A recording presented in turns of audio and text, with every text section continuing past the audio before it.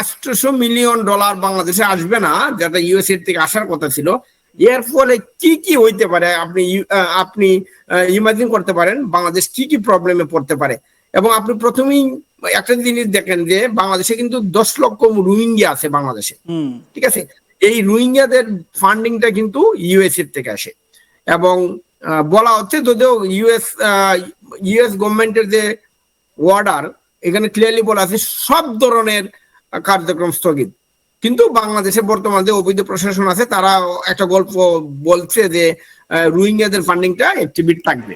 তো এইটা আমরা কিন্তু কোথাও দেখছি না বা কোনো কাগজপত্র নাই যে রোহিঙ্গাদের জন্য যে 10 লক্ষ রোহিঙ্গাদের জন্য যে ইউএসএইড এর যে বিষয়টা এটা অ্যাক্টিভ থাকবে।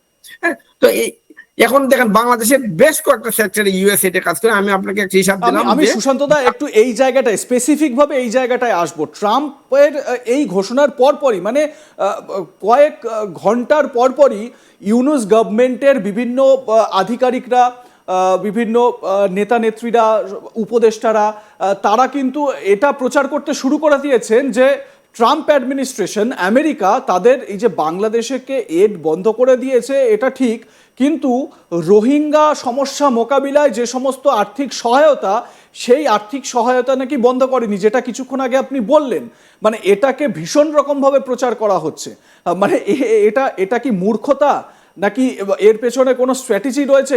আমার কিন্তু বোধগম্য হচ্ছে না। আপনি যদি আমাদের ভিউয়ার্সদের একটু এটা বুঝিয়ে বলেন।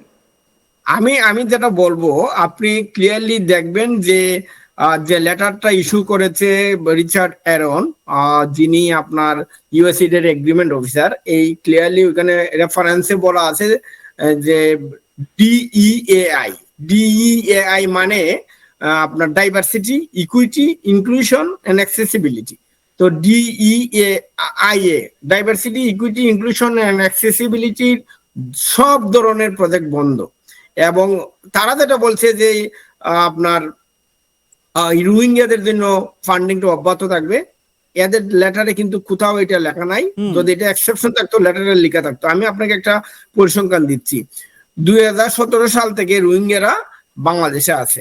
তো 2017 সাল থেকে এখন পর্যন্ত তারা 2.5 বিলিয়ন ইউএস ডলার কিন্তু আমেরিকার ইউএসএইড বাংলাদেশকে দিয়েছে। এখন আপনি হিসাব করে দেখেন যে 2.5 বিলিয়ন যে ফান্ডিং আসছিল, এখন তারা বলছে ইমিডিয়েট স্টপ, মানে সব ধরনের অ্যাক্টিভিটি বাংলাদেশ এখন বন্ধ। এখন আপনি এটা ইমপ্লিকেশনটা দেখতে হবে যে কি কি হইতে পারে। তারা যতই গল্প বলুক না কেন, ইউএসএইড এর ফান্ডিং স্ট্রেট ফরওয়ার্ড বন্ধ, নট এ সিঙ্গেল সেন্ট, এক পয়সাও এখন তারা খরচ করতে পারবে না বাংলাদেশের কোনো প্রজেক্টে। যদি রোহিঙ্গাদের বিষয়টা ওপেন থাকতো তাহলে লেটারে কিন্তু লিখে থাকতো যে এক্সেপশন। বেশ, মানে যথার্থ বলেছেন। মানে যারা এই প্রচারগুলো করছেন তাদেরকে, এই সুশান্তদার কথায় আপনাদেরকে বলি, এক পয়সাও খরচা করতে পারবে না, এক পয়সাও আমেরিকা দেবে না, বাকি টাকা তো দূরেই থাক। এবারে সুশান্তদা আমরা আমাদের পরের আলোচনায় আসব। খুব স্বাভাবিক যে এই ঘটনার পর থেকে এবং ইউনুসের সেখানে বারবারন্ত হওয়ার পর থেকে পাকিস্তান এবং বাংলাদেশ অনেক কাছাকাছি এসেছে। বাংলাদেশের সঙ্গে পাকিস্তানের সরাসরি বিমান যোগাযোগ বা বিমান পরিষেবা চালু হচ্ছে, দুই দেশ এতে ঐকমত্যে পৌঁছেছে। একই সঙ্গে বাংলাদেশের যে রণতরী যুদ্ধ জাহাজ আইএনএস জয়, সেটি পাকিস্তানের করাচি বন্দরের উদ্দেশ্যে গিয়েছে পাকিস্তান নৌবাহিনীর সঙ্গে যৌথ মহড়ার জন্য। এই বিষয়গুলো কিন্তু সামনে আসছে। খুব স্বাভাবিক বাংলাদেশ এখন পাকিস্তানকে আঁকড়ে ধরে বাঁচার চেষ্টা করবে, কিন্তু সমস্যা হচ্ছে সুশান্তদা, পাকিস্তান তো নিজেই কাঙাল, সে কি করে বাংলাদেশকে বাঁচাবে? আপনি একটা জিনিস দেখুন, এই গত 5-6 মাসে পাকিস্তানের সাথে বাংলাদেশের কি কি বিষয়ে অগ্রগতি হয়েছে আপনি ক্লিয়ারলি দেখছেন। প্রথমতই হলো মনস্তাত্ত্বিক ভাবে পাকিস্তান বাংলাদেশ পাকিস্তান তারা এখন এক গড়, হ্যাঁ, একই ছাদের নিচে। তো যখন আপনার দুই মনে মিলন হয়ে যাবে তখন তো বাচ্চা পয়দা হবেই, জিনিসটা আমি আশা করি বুঝাইতে পারছি। তো এই যে বাংলাদেশ পাকিস্তান তাদের যেহেতু মনের মিলন হয়ে গেছে, তাদের মধ্যে যেহেতু প্রেম হয়ে গেছে, তাদের মধ্যে যেহেতু সংসার হয়ে গেছে, এখন এইটার এই দুই জঙ্গিবাদ, পাকিস্তানের জঙ্গিবাদের সাথে বাংলাদেশের জঙ্গিবাদের মিলন হয়েছে। এই দুই মিলনে এখন কি এদের এই দুই জঙ্গিবাদের মিলনে কি উৎপন্ন হবে এটা আপনি বুঝতে পারছেন। তো তাই আমরা দেখছি গত 6 মাস বাংলাদেশে কিন্তু কোথাও কোনো শান্তি নেই। আপনি দেখেন এই রিসেন্টলি কি হলো, বাংলাদেশ থেকে পাকিস্তানের যে বিমান পরিষেবা এটা শুরু হলো। অতীতে আমরা দেখেছি যে জাহাজ পথে যোগাযোগ, এখন এটা কোনো সমস্যা না, তারা যে কোনো কিছু নিয়ে আসতে পারতেছে। তারপরে আপনি দেখেন যে এডুকেশনের যে বিষয়টা, মানে আগে কিন্তু পাকিস্তানের ছাত্ররা বাংলাদেশে পড়তে পারতো না, বাংলাদেশের ছাত্ররা কিন্তু পাকিস্তান যেতে পারতো না, এইটাও এখন হয়ে গেল। তারপরে দেখেন যে ঢাকা ইউনিভার্সিটিতে উর্দু ডিপার্টমেন্ট এইটাও ওপেন হয়েছে এখন, বাংলাদেশে এখন উর্দু শিক্ষা হচ্ছে।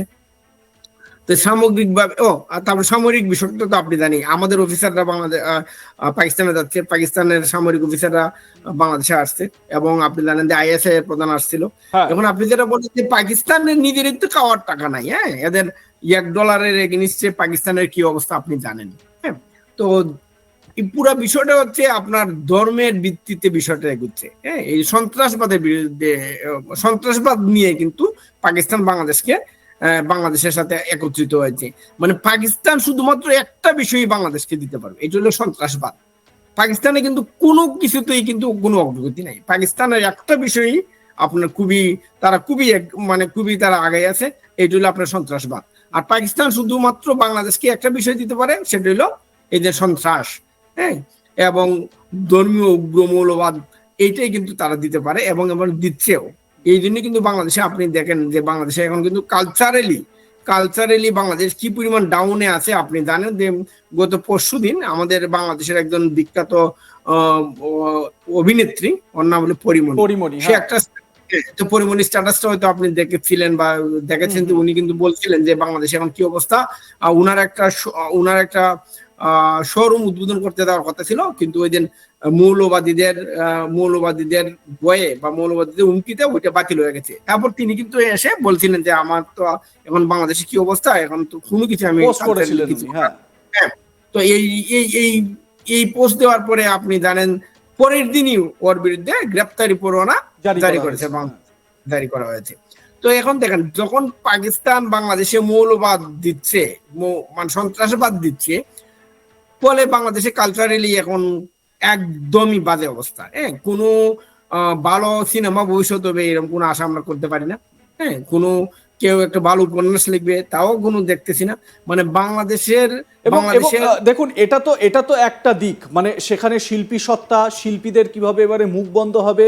পরিমণির পোস্টে তিনি এটাও উল্লেখ করেছেন যে এই যে অগাস্ট বিপ্লবের কথা বলা হচ্ছে, তাহলে কি তাদেরকে এটা ভুল বোঝানো হয়েছিল, মিথ্যে স্বপ্ন দেখানো হয়েছিল, নাকি এখন ভুল বোঝানো হচ্ছে, মিথ্যে স্বপ্ন দেখানো হচ্ছে, এই সমস্ত প্রশ্নও তিনি করেছেন। সেটা তো একটা দিক, স্বাভাবিকভাবেই উগ্রবাদ সর্বস্ব যদি একটা রাজত্ব হয়, তাহলে এরকম পরিস্থিতিই তৈরি হয়।